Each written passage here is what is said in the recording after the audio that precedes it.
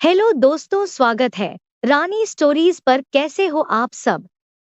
उम्मीद करती हूँ सब अच्छे होंगे। आज की हमारी कहानी पसंद आए तो अपने दोस्तों के साथ शेयर जरूर करें, लाइक करना ना भूले। बहुत सालों पहले शिवनगर के राज्य में नाथ नाम के राजा शासन करते थे। राजा की 3 पत्नियां थीं, लेकिन राजा अपनी तीनों रानियों में से सबसे ज्यादा प्यार अपनी पहली रानी से करते थे, क्योंकि वो बेहद खूबसूरत थी। पहली रानी के सुंदर होने की वजह से राजा अपनी दूसरी और तीसरी रानी की तरफ कम ध्यान देते थे। वहीं दूसरी रानी को राजा अपना अच्छा मित्र मानते थे तो थोड़ी बहुत उस पर ध्यान देते थे, और बच गई तीसरी रानी जिसमें उन्हें कोई खास बात लगती नहीं थी तो उस पर सबसे कम ध्यान दे पाते थे। राजा की तीसरी पत्नी उनसे बहुत प्यार करती थी, लेकिन राजा को उनका प्यार नहीं दिखाई देता था। राजा हमेशा अपनी पहली पत्नी के साथ ही रहते थे। ऐसे में कई साल बीत चुके थे। राजा की तीसरी पत्नी हमेशा यही उम्मीद में रहती थी कि किसी दिन राजा उनके पास आए और प्यार भरी बातें करें, लेकिन ऐसा कभी होता नहीं था। इसी तरह साल बीतता गया, लेकिन एक दिन राजा नाथ अचानक बहुत बीमार पड़ गए। उनकी तबीयत दिन पर दिन खराब होने लगी और उनके जिंदा रहने की उम्मीद भी कम होती जा रही थी। ऐसी हालत में राजा ने अपनी पहली पत्नी को बुलाया। जब पहली रानी उनके पास आई तो राजा ने उनसे कहा, मेरे जिंदा रहने के दिन अब बहुत कम है और मैं अकेले नहीं मरना चाहता हूँ। क्या तुम मेरे साथ चलोगी? राजा की पहली पत्नी ने उनकी ये अंतिम इच्छा नहीं मानी और कहा, अभी मेरी उम्र ही क्या हुई है और मेरा पूरा जीवन बचा हुआ है। मुझे अभी और जीना है। मैं आपके साथ नहीं चल सकती हूँ।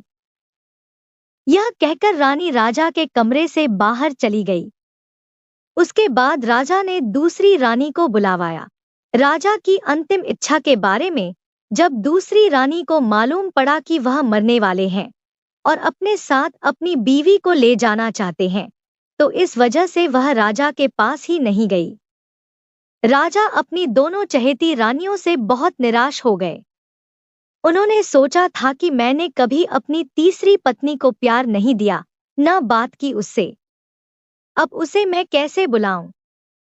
राजा ऐसा सोच ही रहे थे कि तभी तीसरी रानी बिना बुलाए वहां पहुंच गई। राजा की तीसरी पत्नी को राजा की अंतिम इच्छा पता थी, इसलिए उन्होंने राजा से तुरंत कहा, स्वामी, मैं आपके साथ चलने के लिए तैयार हूँ। रानी की बातों को सुनकर राजा बहुत खुश हुए, लेकिन खुशी के साथ उन्हें बहुत बुरा भी लगा कि उन्होंने कभी अपनी तीसरी रानी को समय नहीं दिया, प्यार नहीं दिखाया, लेकिन वही मुझसे बहुत प्रेम करती है। तभी राजगुरु अपने साथ प्रसिद्ध वैद्य लेकर आए, जिसने राजा की तबीयत को बिल्कुल ठीक कर दिया। राजा ठीक होने के बाद अपनी तीसरी रानी के पास गया और उसके साथ प्यार से रहने लगा।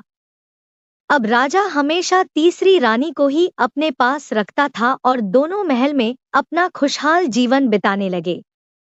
इस कहानी से हमें यह सीख मिलती है कि हमें किसी की बाहरी सुंदरता की तरफ आकर्षित नहीं होना चाहिए, बल्कि उसके साफ मन और अच्छे स्वभाव को अपनाना चाहिए। किसी के रंगरूप से ज्यादा हमें लोगों में उनके हुनर और स्वभाव को महत्व देना चाहिए।